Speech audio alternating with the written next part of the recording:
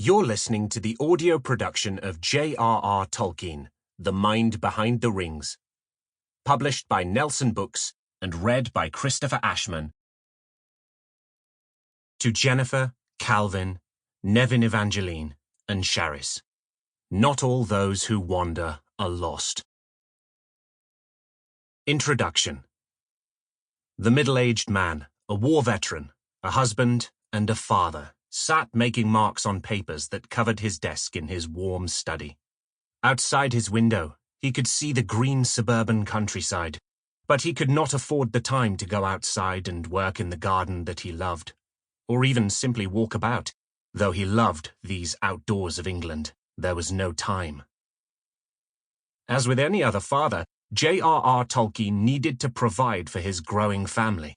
While he was happy being a professor at Oxford, and with the work it involved, he had many financial needs as his family's provider that stretched his income to the breaking point. He needed to do more.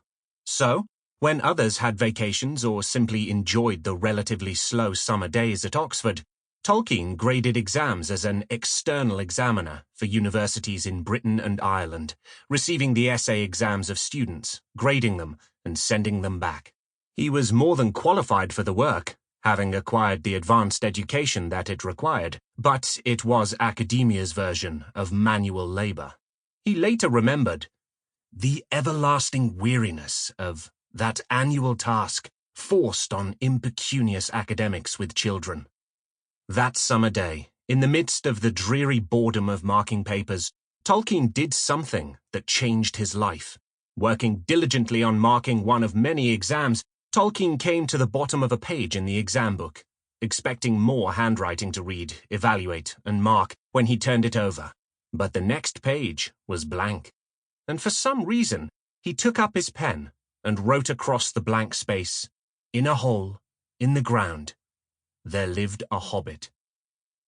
He had no idea what a hobbit was. When he did define a hobbit, it would change the literary world. J.R.R. Tolkien's The Hobbit and The Lord of the Rings, The Fellowship of the Ring, The Two Towers, and The Return of the King are hugely popular. The Hobbit has stayed in print for 85 years, selling more than 140 million copies. The Lord of the Rings trilogy has sold approximately 150 million copies since the first volume was published in 1954, making the trilogy and its predecessor some of the best-known and most widely read books in all of literature. These 4 books have inspired numerous adaptations, feature films. Sample complete. Ready to continue?